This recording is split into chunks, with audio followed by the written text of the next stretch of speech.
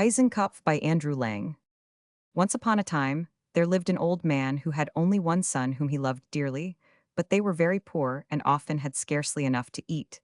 Then the old man fell ill, and things grew worse than ever, so he called his son and said to him, "My dear boy, I have no longer any food to give you, and you must go into the world and get it for yourself. It does not matter what work you do, but remember, if you do it well and are faithful to your master, you will always have your reward."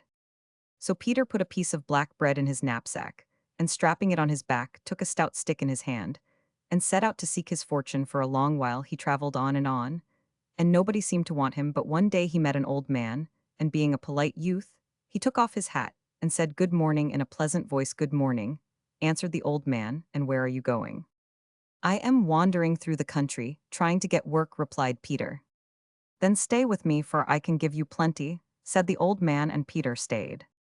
His work did not seem hard, for he had only 2 horses and a cow to see after, and though he had been hired for a year, the year consisted of but 3 days, so that it was not long before he received his wages. In payment, the old man gave him a nut, and offered to keep him for another year. But Peter was homesick, and besides he would rather have been paid ever so small a piece of money than a nut, for thought he, nuts grow on every tree, and I can gather as many as I like. However, he did not say this to the old man who had been kind to him, but just bade him farewell. The nearer Peter drew to his father's house, the more ashamed he felt at having brought back such poor wages. What could one nut do for him? Why, it would not buy even a slice of bacon. It was no use taking it home. He might as well eat it. So he sat down on a stone and cracked it with his teeth, and then took it out of his mouth to break off the shell. But who could ever guess what came out of that nut? Why, horses and oxen and sheep stepped out in such numbers that they seemed as if they would stretch to the world's end. The sight gave Peter such a shock that he wrung his hands in dismay. What was he to do with all these creatures?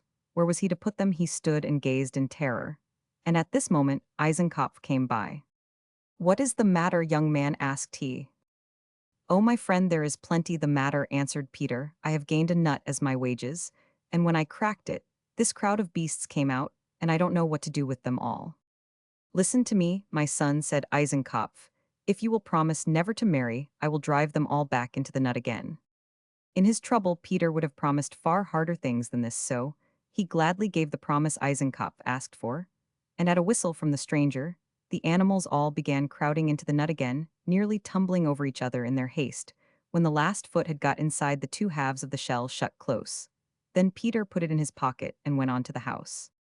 No sooner had he reached it than he cracked his nut for the second time, and out came the horses, sheep, and oxen again.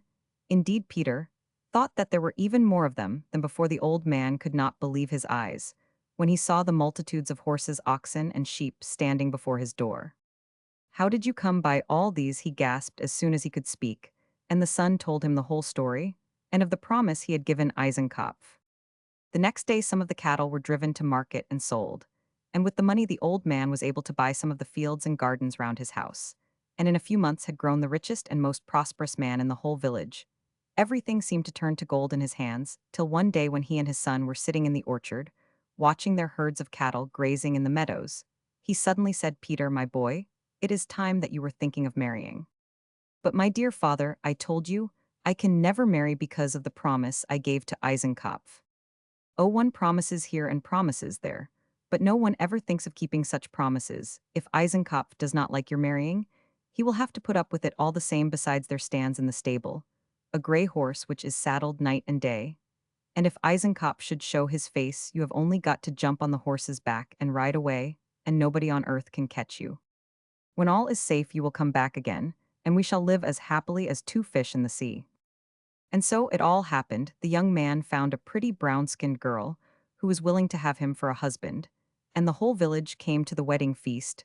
The music was at its gayest, and the dance at its merriest, when Eisenkopf looked in at the window. "Oh ho, my brother, what is going on here? It has the air of being a wedding feast. Yet I fancied I mistaken that you had given me a promise that you never would marry." But Peter had not waited for the end of the speech. Scarcely had he seen Eisenkopf than he darted like the wind to the stable, and flung himself on the horse's back. In another moment, he was away over the mountain, with Eisenkopf running fast behind him.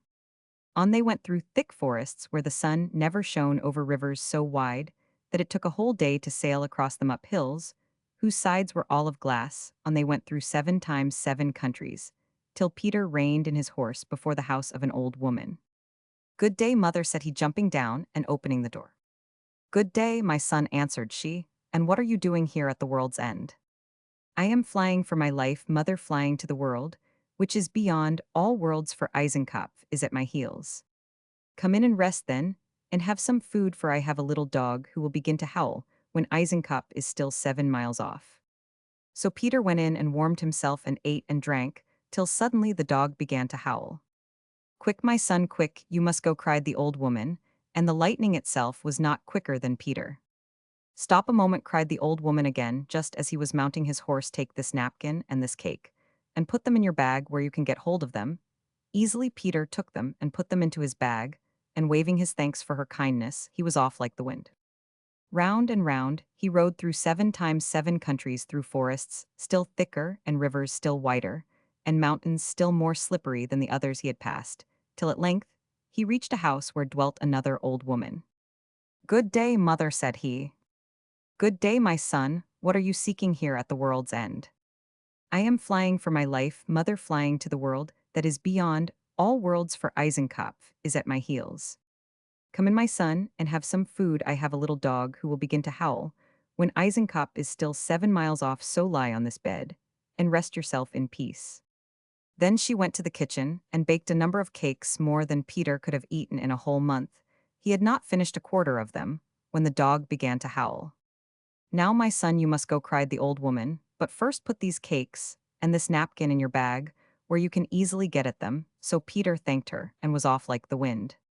On he rode through 7 times 7 countries, till he came to the house of a third old woman, who welcomed him as the others had done. But when the dog howled and Peter sprang up to go, she said, as she gave him the same gifts for his journey, "You have now 3 cakes and 3 napkins, for I know that my sisters have each given you one. Listen to me and do what I tell you. Ride 7 days and nights straight before you, and on the 8th morning you will see a great fire. Strike it 3 times with the 3 napkins, and it will part in two. Then ride into the opening, and when you are in the middle of the opening, throw the 3 cakes behind your back with your left hand." Peter thanked her for her counsel, and was careful to do exactly all the old woman had told him. On the 8th morning, he reached a fire so large that he could see nothing else on either side. But when he struck it with the napkins, it parted, and stood on each hand like a wall. As he rode through the opening, he threw the cakes behind him. From each cake there sprang a huge dog, and he gave them the names of Worldsweight, Ironstrong, and Quicker. They bayed with joy at the sight of him. And as Peter turned to pat them, he beheld Eisenkopf at the edge of the fire, but the opening had closed up behind Peter, and he could not get through. "Stop, you promise breaker," shrieked he. "You have slipped through my hands once, but wait till I catch you again." Then he lay down by the fire and watched to see what would happen. When Peter knew that he had nothing more to fear from Eisenkopf, he rode on slowly till he came to a small white house. Here he entered and found himself in a room where a gray-haired woman was spinning, and a beautiful girl was sitting in the window, combing her golden hair. "What brings you here, my son?" asked the old woman. "I am seeking for a place, mother," answered Peter. "Stay with me then, for I need a servant," said the old woman. "With pleasure, mother," replied he. After that, Peter's life was a very happy one. He sowed and plowed all day, except now and then, when he took his dogs and went to hunt, and whatever game he brought back, the maiden with the golden hair knew how to dress it. One day the old woman had gone to the town to buy some flour, and Peter and the maiden were left alone in the house. They fell into talk, and she asked him where his home was, and how he had managed to come through the fire. Peter then told her the whole story, and of his striking the flames with the 3 napkins as he had been told to do. The maiden listened attentively, and wondered in herself whether what he said was true. So, after Peter had gone out to the fields, she crept up to his room and stole the napkins, and then set off as fast as she could to the fire by a path she knew of over the hill. At the third blow she gave, the flames divided, and Eisenkopf, who had been watching and hoping for a chance of this kind, ran down the opening and stood before her. At this sight, the maiden was almost frightened to death, but with a great effort she recovered herself and ran home as fast as her legs would carry her, closely pursued by Eisenkopf, panting for breath. She rushed into the house and fell fainting on the floor, but Eisenkopf entered behind her and hid himself in the kitchen under the hearth. Not long after, Peter came in and picked up the 3 napkins, which the maiden had dropped on the threshold, He wondered how they got there, for he knew he had left them in his room. But what was his horror when he saw the form of the fainting girl lying where she had dropped, as still and white as if she had been dead. He lifted her up and carried her to her bed, where she soon revived, but she did not tell Peter about Eisenkopf, who had been almost crushed to death under the hearthstone by the body of Worldswait. The next morning Peter locked up his dogs and went out into the forest alone. Eisenkopf, however, had seen him go, and followed so closely at his heels that Peter had barely time to clamber up a tall tree, where Eisenkopf could not reach him. "Come down, at once, you gallows bird," he cried. "Have you forgotten your promise that you never would marry?" "Oh, I know it is all up with me," answered Peter, "but let me call out 3 times." "You can call 100 times if you like," returned Eisenkopf, "for now I have got you in my power, and you shall pay for what you have done." "Iron-strong Worldswait, Quick-ear, fly to my help," cried Peter, and Quick-ear heard, and said to his brothers, "Listen, our master is calling us." "You are dreaming, fool," answered Worldswait. "Why, he has not finished his breakfast," and he gave Quick-ear a slap with his paw, for he was young, and needed to be taught sense. "Iron-strong Worldswait, Quick-ear, fly to my help," cried Peter again. This time Worldswait heard also, and he said, "Ah, now our master is really calling."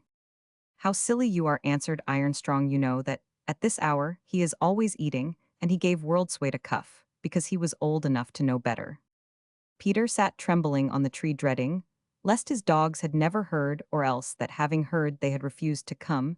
It was his last chance, so, making a mighty effort, he shrieked once more, "Ironstrong Worldswait, Quick-ear, fly to my help, or I am a dead man."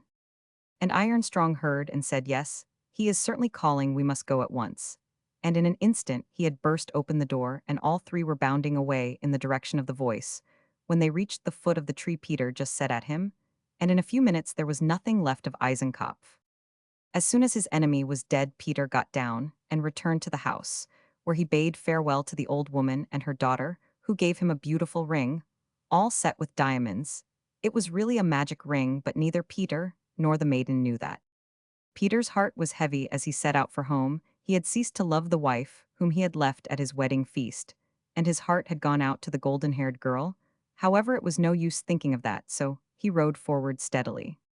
The fire had to be passed through before he had gone very far, and when he came to it, Peter shook the napkins 3 times in the flames, and a passage opened for Trim. But then a curious thing happened. The 3 dogs who had followed at his heels all the way now became 3 cakes again, which Peter put into his bag with the napkins. After that he stopped at the houses of the 3 old women, and gave each one back her napkin and her cake.